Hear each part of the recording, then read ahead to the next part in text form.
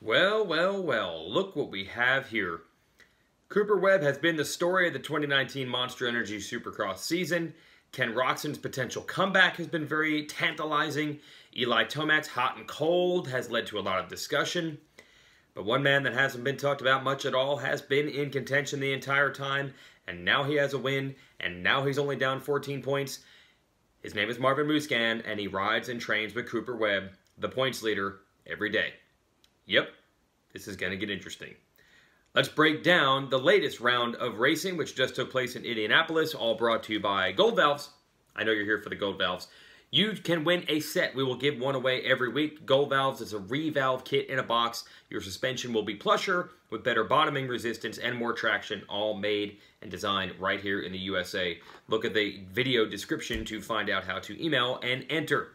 So let's talk about Marvin Musquin. Well, yeah, we haven't talked about him much, but when I have talked about him, I've mentioned that in a lot of the races this year, he's actually been as fast, if not faster, than Cooper Webb.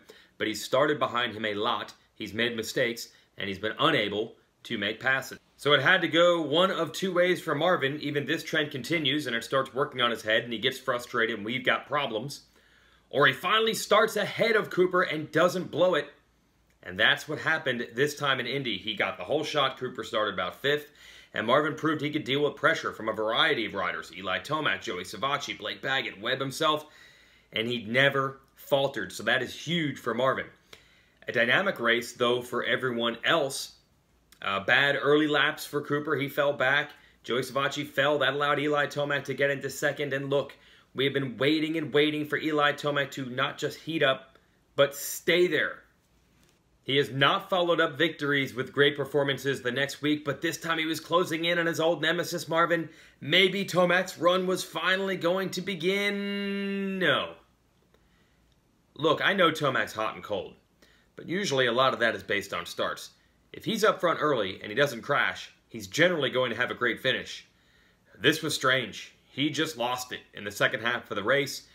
Blake Baggett, who had been dropped earlier, everything came together for him. He caught Eli, he passed Eli, and then came either the worst or best block pass in Supercross history. Cooper Webb was going to the inside, then he cross-rutted and ended up really on the inside, landed on some tough blocks. Oh, hey, I'm on the inside of Tomac.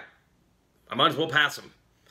Props to Webb for actually pulling that off, and he didn't even end up really hitting Eli. I can't believe he was able to stop and turn that quickly. And he made the pass, although certainly there were some fans out there on Twitter that I saw that thought that shouldn't be legal because he really did cut a little bit of the track and make a pass. But I have heard that the Kawasaki guys weren't that mad about it.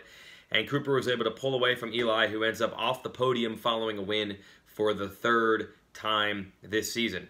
And then Webb got it rolling. He actually closed on Baggett, who started to close on Musquin. Yes, another KTM sweep. The Webb magic, though, that led him from behind to win in Arlington wasn't quite there. He made a few more mistakes and fell off and ended up 3rd. And Baggett couldn't quite get Marvin. Between Baggett, Webb, and Marvin, it'd be very hard to figure out who the fastest of those 3 guys are. They mix it up every weekend, but this time it's Musquin on top. Look, Marvin Musquin caught and almost passed Cooper Webb in the second main event of the Triple Crown in Anaheim 2. Had he done that, he would have won the race. He didn't. He caught him, couldn't pass him in Oakland. He caught him, couldn't pass him at Daytona. There have been more races this year where Marvin has had a faster lap time than Webb, as opposed to Webb having a faster time than Marvin. Now, Marvin has a win. He finally realizes he can execute and get one of these again. He can look back at all those races and say, look, I'm as fast as Cooper. I can replicate this. I can make up 14 points from now to the end of the season. And that's what leads to the interesting point. Yes, the most over-discussed topic in this sport has to be discussed again, and that is Alden Baker and the Baker's Factory, where both Webb and Musquin ride together every day. We're going to take the normal magnifying glass we have on that, and we're going to put a microscope on top of it, and prescription lenses, and a monocle. And we're going to really study this relationship over the next couple weeks if these two stay close in the standings. Can they stay close during the week? Very, very interesting.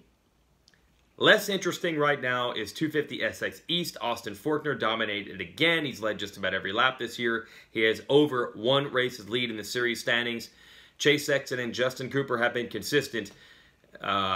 Just the problem is that Forkner is consistently winning. Those boys get a little time off. We'll be going to Seattle next. Adam Cincerillo tries to pick up where he left off in 250 SX West. That track is usually rutted and nasty, even if it doesn't rain. It's always a tough one. That could breed mistakes. Maybe that's what Roczen and Tomac need to get back into this. But that's the thing that both Musquin and Webb have avoided this year. They haven't really had any terrible races. It is very much possible that they're going to take this championship into much closer, much tenser territory as we start to close in on the finale in Vegas. Oh boy, this could be good. We'll see you in Seattle.